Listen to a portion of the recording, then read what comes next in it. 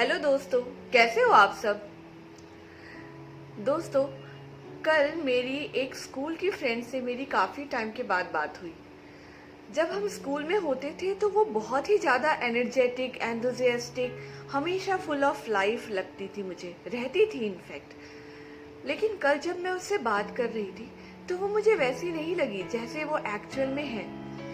उससे बात करते करते मुझे एक बात समझ में आई कि वो अपने डेली रूटीन के वर्क से शायद बोर हो चुकी है। उसे लगता है कि उसके ऊपर इतनी सारी रिस्पॉन्सिबिलिटीज है कि वो अपने रूटीन को, अपने लाइफ को बेहतर करने के लिए, इंटरेस्टिंग बनाने के लिए कुछ नया ऐड नहीं कर सकती है। और इसी वजह से वो मुझे थोड़ी डिप्रेस्ड भी लगी और इरिटेटेड सी लगी। फिर फोन रखने के बाद मैं उसके बारे में ही सोच रही थी तो मुझे एक बात समझ में आई दोस्तों कि ये प्रॉब्लम सिर्फ उसकी नहीं है, ये प्रॉब्लम तो हम सब की है। जो हाउसवाइफ्स है वो अपने घर के कामों से बोर हो चुके हैं जो हम डेली रूटीन में करते हैं। जो ऑफिस गोइंग है वो अपने ऑफिस के और घर के कामों को मैनेज करते करते बोर हो चुके हैं। जो बिजनेस में है वो अपने बिजनेस से बोर हो चुके हैं। इन शॉर्ट, हर कोई अपने डेली रूटीन से एक टाइम के बाद बोरियत सा फील करने लगता है। उसे उस काम में मजा नहीं आता, वो सिर्फ उस काम को अपनी रिस्पॉन्सिबिलिटी समझकर करता जाता है। ऑफ कोर्स हम बाहर घूमने जाते हैं, हम आउटिंग्स पर जाते हैं, दोस्तों से मिलते हैं। दीज ऑल आर सॉल्यूशंस, लेकिन ये सारे सॉल्यूशंस टेम्परेरी है। हम कहीं से घूम के आते हैं तो थोड़ा फ्रेश फील करते हैं, थोड़ा अच्छा लगता है, हमें वही रूटीन के काम हम इंटरेस्ट के साथ करने लगते हैं। लेकिन कितना अच्छा हो ना कि अगर हमारे पास कोई ऐसे पॉइंट्स हो, ऐसे टिप्स हो जिनको यूज करके, जिनको अप्लाई करके हम हमेशा ही कहीं बाहर जा पाए या ना जा पाए, लेकिन हम हमेशा ही खुश रहे, अपने डेली रूटीन के काम को एंजॉय करें और उसमें हमारा इंटरेस्ट आ जाए। कितना अच्छा हो ना। तो बस इसी सोच की वजह से मुझे 3 ऐसी बातें समझ में आई जिनको हम अगर अपनी डेली रूटीन की लाइफ में इम्प्लाई करेंगे तो हमारा जो डेली रूटीन का पर्पस है, जो काम है, वो हमारा बहुत ही मजेदार बन जाएगा, हमें मजा आने लगेगा। ज्यादा कुछ नहीं है, सिर्फ अगर आप इन 3 टिप्स को जो मैं अभी आगे आपके साथ शेयर करने वाली हूँ उनको अगर आप ध्यान दोगे तो आपको यही समझ में आएगा कि मैंने कुछ नया नहीं बताया है। सिर्फ थोड़ा सा अपने माइंड को, अपने थॉट्स को शिफ्ट करने की जरूरत है। हम थोड़ा सा शिफ्ट करके काफी ज्यादा अपने वही ओल्ड रूटीन्स को नए तरीके से कर सकते हैं, उसमें एक इंटरेस्ट ला सकते हैं, एक एंजॉयमेंट ला सकते हैं। तो देर किस बात की है, let's get started. So the first point is do every task with 150% efficiency of yours. इसका मतलब है दोस्तों कि जो भी काम आप हाथ में लोगे उस काम को करने के पहले एक बार मन ही मन सोच लो कि इस काम को मैं अपना 150% देने वाली हूँ। यस, 100 नहीं, 150%। जब हम इस सोच के साथ किसी भी काम को शुरू करते हैं तो अपने आप ही जो हमारा एनर्जी लेवल है उस काम को स्टार्ट करने का वो हाई होता है।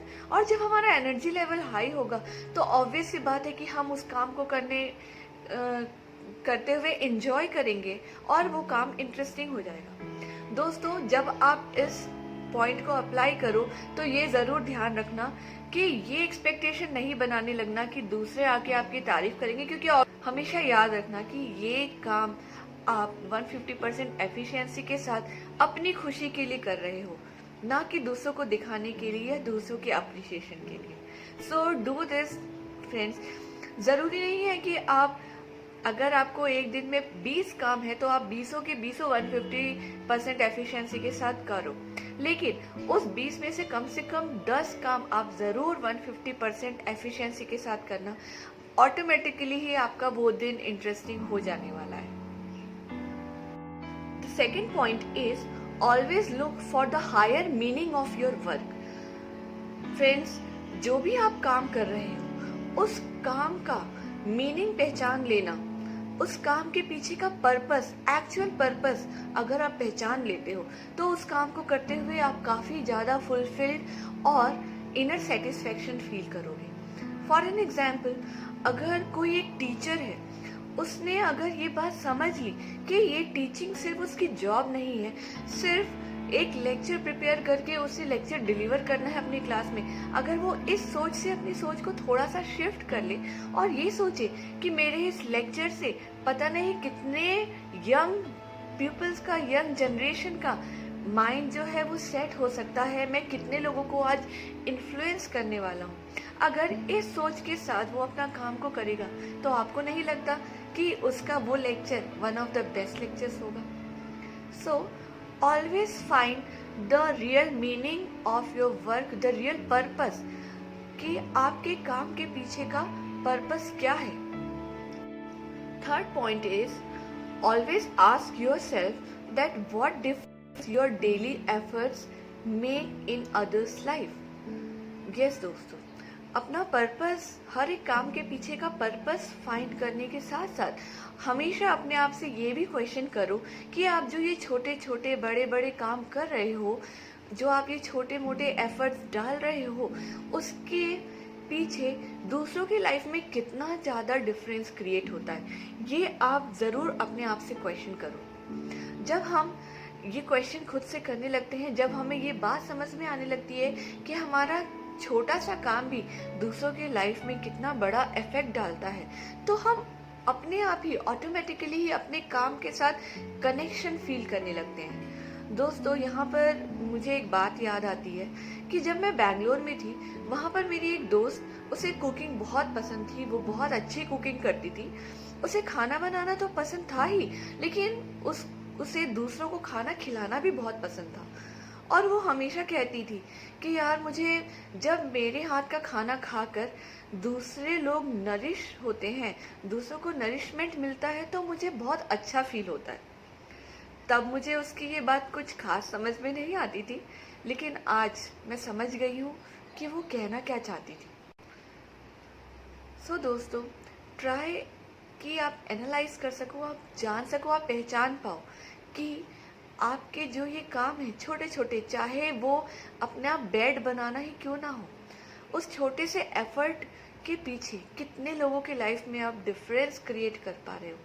अगर आपको ये बात समझ में आ गई तो आपका हर काम मज़ेदार होने वाला है।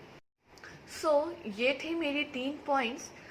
आप मुझे ज़रूर बताना कि ये पॉइंट्स आपने अप्लाई किए या नहीं किए, क्योंकि मुझे लगता है कि अगर आप अप्लाई करोगे तो आपका जो डेली रूटीन है वही बहुत इंटरेस्टिंग हो जाएगा और आपको एंजॉयमेंट के लिए कोई नया रूटीन या कुछ नया ऐड ऑन करने की ज़रूरत नहीं पड़ेगी आपकी लाइफ में।